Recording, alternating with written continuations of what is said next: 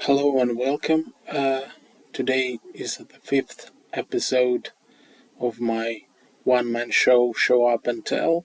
Again, as always, no script, one take. I'm talking about a thing I want to I have on my mind. And this week it is one question I have somewhere in the outskirts of my mind for quite a long time. The question is, are we as a humanity really going forward? Has human civilization already peaked? Was it that the most comfortable, uh, the most advanced in terms of social development and quality of life uh, period era of human history was somewhere in the past, somewhere behind us? I question that a lot because more and more often I stumble upon things that, contrary to expectation, have gradually, sometimes not even gradually, sometimes like in leaps, became worse. I mean, as a user, as a consumer, as a citizen, you experience worse things in some aspects of life. For example, software. I mean, I mostly live around computers. I've been uh, doing something on computers as pretty much as long as I can remember myself. The first computer I worked with was some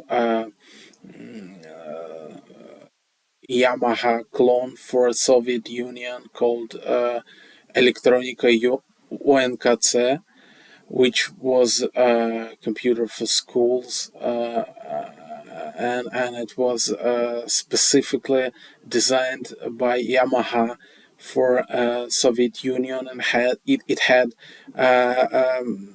Cyrillic fonts. It had BASIC that had commands, language operands translated to Russian, more or less. I mean, some of those translations were obviously gibberish. That was the first computer I ever met in my life at school. Then I had my own computer that was PC compatible. It was outdated. It was old by the time I had it, but still it was PC compatible. It was uh, some PC-AT clone with uh, MS-DOS running on Intel 8286 processor on 12 megahertz with 640 kilobytes of memory and even hard drive. I mean, that was something. The point is, I've been around computers a lot. I followed the evolution of PCs, that rapid growth. I mean, first we calculated the CPU speed in tens of megahertz, then hundreds, then gigahertz. Then we had multiple cores. Then we had technologies like hyperthreading. Really before multi-core, but still. And every step along this way, there was a feeling of not only incremental growth in numbers, but some quality of life changes. Uh, First you have MS-DOS that is only text mode. You are very limited. There is no even way to use mouse. If you don't run some GUI over it natively, MS-DOS wasn't supporting any graphic user interface. Uh, but um, then you got Windows 95, 98. Then there was a switch to NT. Then Linux became pretty much reliable in day-to-day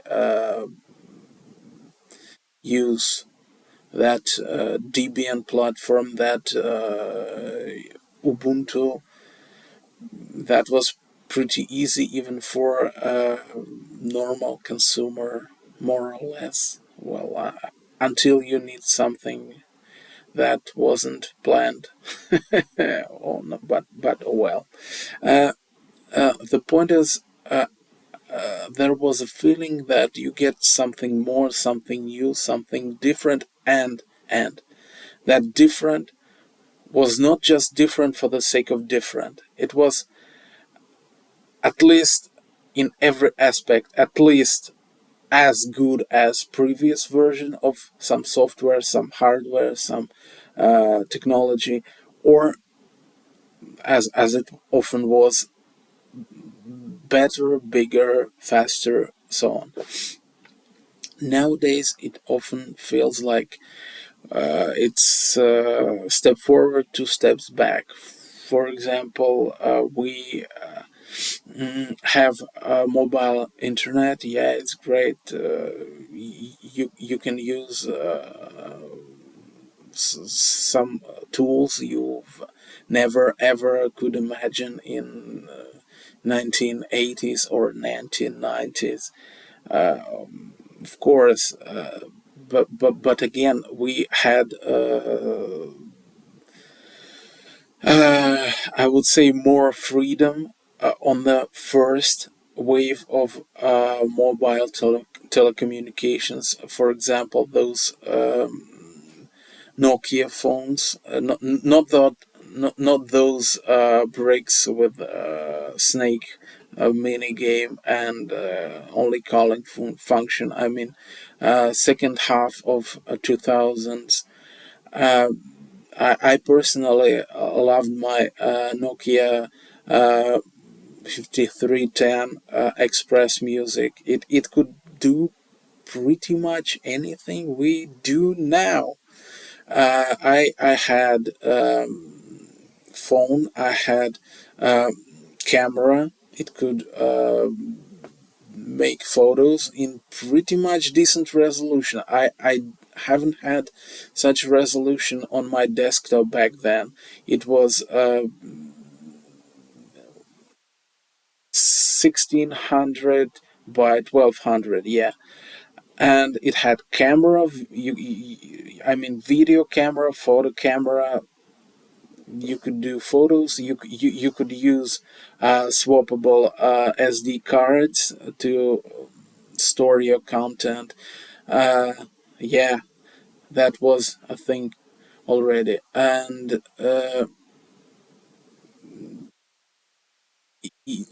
I could play games, and there were not just some money grabbing freemium bullshit. There were not only ports from more, I would say, more powerful, more game specific platforms like gaming consoles or PC. There were, of course, but also there were games that were specifically designed for mobile phones from the beginning to the end, and with capabilities and controls you had on mobile phones, for example, that uh, ID software or id software made great mobile games, Doom RPG 1 and 2, Orcs and Elves, another dungeon crawler. It was great. It was a nice way to spend. I mean, sometime when you have to wait something outside of your home, that was great entertainment. There were, of course, other games. For example, Darkest Fear trilogy. That was also good. That mix of horror with puzzle, and it was quite atmospheric for something that was running on a screen smaller than 2 inches. So I could of course browse the internet. There was not only WAP back then, WAP, but your normal usual web through Opera Mini. It was running. I could read some articles on the internet. I could read fresh jokes, and there were even messengers. Before Facebook Messenger, before WhatsApp, before Snapchat, there was ICQ. There was Mail Agent. There was Pigeon, and all that was running. I even had an NES emulator on my phone that was running decently. Games like Final Fantasy, original Final Fantasy on NES, or like Genghis Khan uh, strategy games, or other strategies by Koei that didn't require actually fast reaction, fast reflexes, which you couldn't perform on phone keyboard, numeric keyboard. So pretty much everything I do now, I could do on that Nokia phone back in 2007, for example. And of course, there are incremental growth. I don't argue that my camera now is bigger resolution. It has flash. It has much greater quality. I mean, I have it has optics by Carl Zeiss company, and it has changing focus. Uh,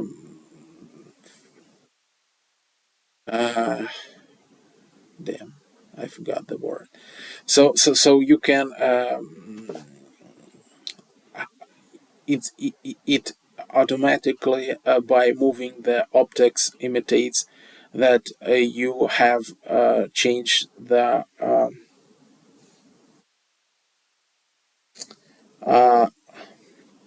focal point, I would say. But again, the whole thing has its drawbacks. For example, I'm currently I would say tired to tired tired, not tired as I want to sleep, though I want to sleep. I've been working all night, but as tied together to Google Play Store, or if you use Samsung, to Samsung Store, or some alternative stores, which is a problem. I mean, here in Russia, we are facing potential blocking of the whole Google ecosystem. So phones on Android not produced in China for China market would not function in Russia, because you are inseparably connected to that centralized Play Store.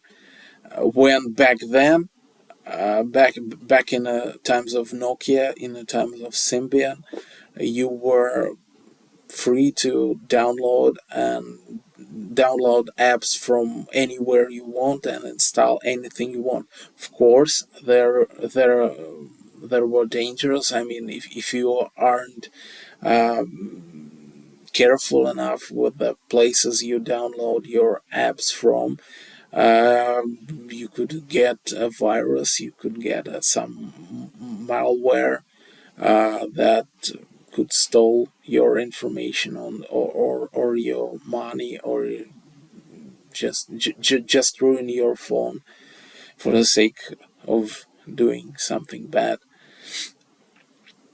And that is the price I would pay any day for freedom to install any app without any certification from any huge corporation. Another thing I have experienced recently, that uTorrent client, or as many call it uTorrent, I prefer uTorrent as well. That torrent client that helps you to download and see torrents. It's not only about piracy, I must assure you. Someday I will probably tell you a story how I transferred video files through it, and how it allowed to keep the budget to get full HD cameras pretty much when everybody was using standard definition. That torrent client, I tried a new version because the older version I was using, it was from 2011. That version of the client, I wasn't updating it because, well, it works. It doesn't have newfound exploits, so why wouldn't I use it? And it was enough until I met a torrent file that was problematic. It was very modern. It was a torrent that included files totaling to multiple terabytes of data, and when you selected some files out from that giant archive to download, that those pieces stored on your disk for a client to seed exceeded 2 gigabytes in size, and that was a hard limit for that version of uTorrent. Well, what happened when it exceeded? Pretty much nothing critical. That torrent just stopped downloading, stopped seeding, and everything else were running fine. Well, when I tried modern version, it just fucking crashed the whole system.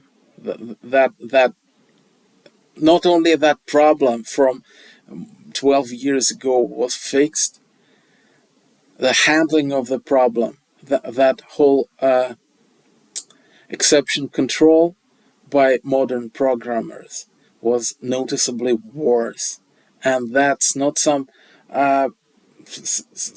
obscure piece of software that nobody wanted to support so many years later.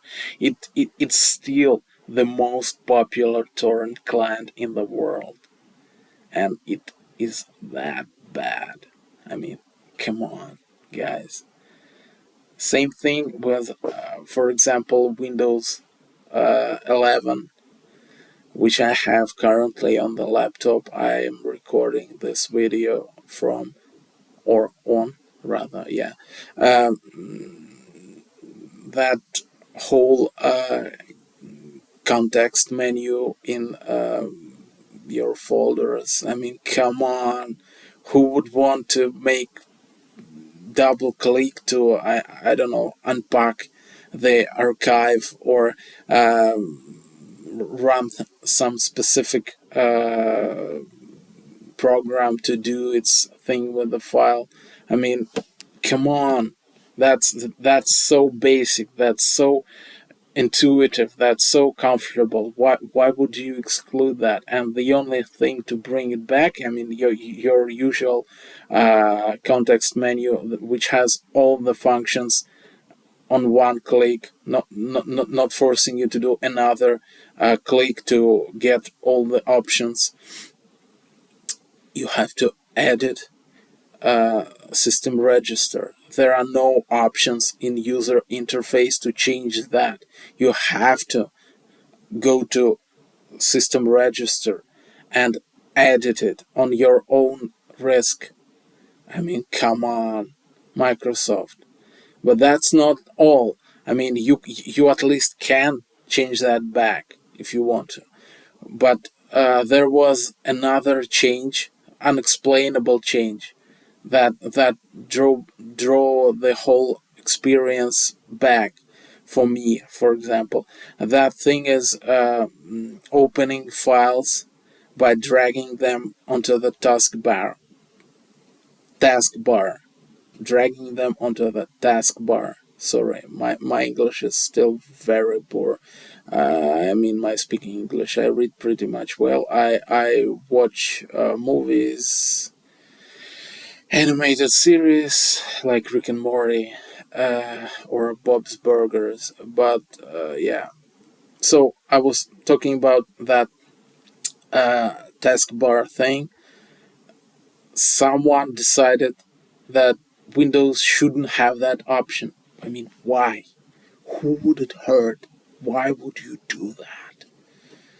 There is third-party solution for that, but it's really not the same. It emulates another thing to imitate how it worked back then, and it's not supported by Microsoft, and it's not stable in terms of being compatible with constantly coming updates, and that's just wrong.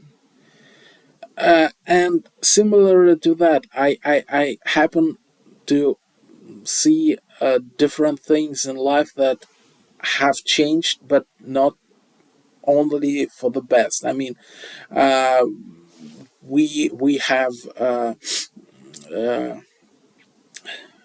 air transport. I mean, flights all over the world. Great, awesome. But the level of comfort is obviously lower than it was, I mean, in 70s or 80s, last century. I mean, come on, guys. Uh, it hasn't gotten any cheaper. I mean, it's not like you can daily use your flight to New York from Tokyo and back uh, just for the sake of it. No, it's still very expensive. It's not as comfortable as it was decades ago. And with changes that came after 9/11, the whole experience went down the shitter. And after the COVID epidemic, pandemic, that shit got even sadder, I would say. I still haven't traveled by plane since 2018. No, 19. Yeah, 2019. And it's not like it's a welcoming experience anymore. I mean, uh, some animation director, well known Miyazaki, was explaining in multiple interviews how for his generation, the idea of civil flights, civil aviation, planes, and people traveling by them from one continent to another, that was a miracle, that was magic. And when he finally experienced it, it was something out of this world. That was experience. And remember what you have experienced last time you got to the airport. I mean, that's not the right thing. And don't get me on the politics. I mean, with whole populism, with whole echo chambers on social networks, and manipulation of the voters, it doesn't look well. It doesn't look well. And to me, that point where humanity has reached its highest state in terms of comfort and quality of life was somewhere around 2006, 2007, I would say. Not that I was not that was some particularly nice time for me, as many speculate. I mean, yeah, you're just getting old, you're remembering the time you were young and everything was nice and gay and goofy. Yeah, and that's not true. Back then I was studying hard in the university. My life was some mess between one exam session and another. I haven't any jobs, and I haven't had any reliable income, and that whole situation wasn't too good for me. But in retrospective, that probably was the best time for humanity as a whole, our world, our civilization. And the only question I really have right now is how will it go further?